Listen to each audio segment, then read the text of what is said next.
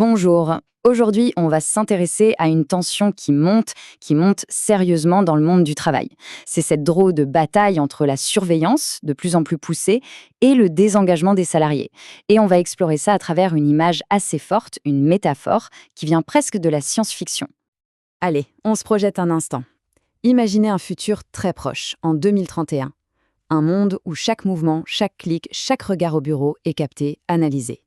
Ça a l'air un peu dystopique dit comme ça, mais est-ce qu'on en est vraiment si loin? C'est justement dans cette ambiance de contrôle et de méfiance que naît un personnage très particulier. Le voici, le salarié furtif. Alors attention, il faut bien comprendre, il ne s'agit pas juste de quelqu'un de paresseux.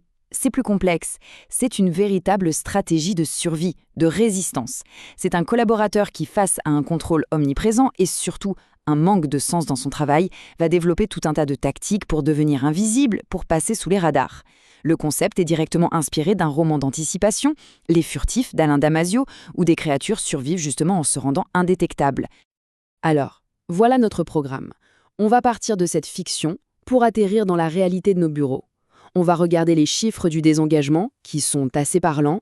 On découvrira les techniques, parfois très créatives, de dissimulation, pour, à la fin, se poser la question de l'avenir de tout ça. Bon, cette traque, qui a l'air de sortir d'un roman, comment est-ce qu'elle se manifeste concrètement dans nos entreprises aujourd'hui? Eh bien, à travers des logiciels de plus en plus présents et de plus en plus curieux. Là, on parle plus du tout de science-fiction, hein. Ces outils, qu'on surnomme les patrons logiciels ou bossware en anglais, c'est une réalité. Ça va des capteurs dans les sièges pour voir si on est bien à notre poste, aux logiciels qui enregistrent chaque touche du clavier, et tenez-vous bien, Microsoft Teams va même bientôt pouvoir notifier les managers de l'endroit où on se trouve. La question, ce n'est plus si on est observé, mais comment. Et c'est là que ça devient vraiment intéressant. Pendant que les entreprises déploient cet arsenal technologique en pensant sans doute bien faire pour garantir la productivité, il se passe un phénomène exactement inverse et massif. L'engagement des salariés est en chute libre. Toute l'attention est là. 8%. Je répète, seulement 8% des salariés en France se sentent vraiment engagés dans leur travail. Ce chiffre, il est glacial. Ce n'est pas un petit problème à la marge, c'est un signal d'un malaise vraiment, vraiment profond.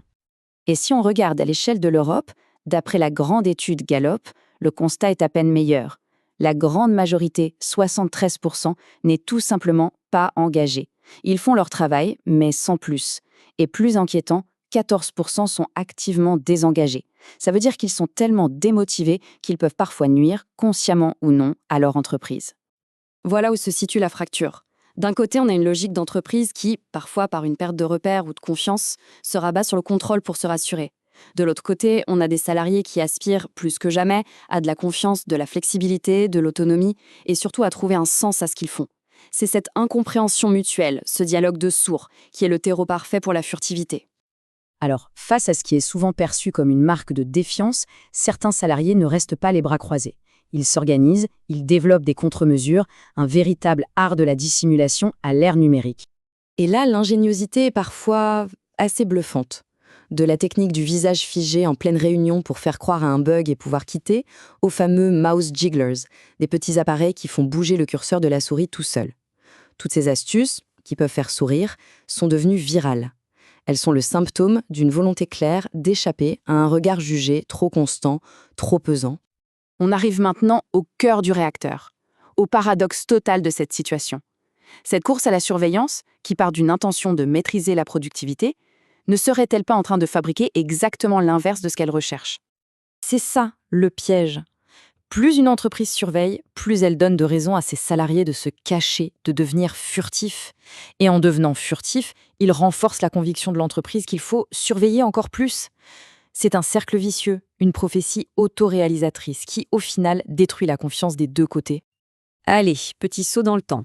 Si cette tendance se confirme, si ce jeu du chat et de la souris continue, à quoi ça pourrait ressembler, disons, à l'horizon 2035? Clairement, la technologie de surveillance va encore monter d'un cran.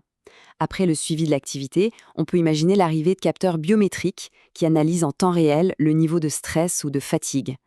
Et puis, l'étape d'après, des intelligences artificielles qui prédivent le risque de désengagement d'un salarié.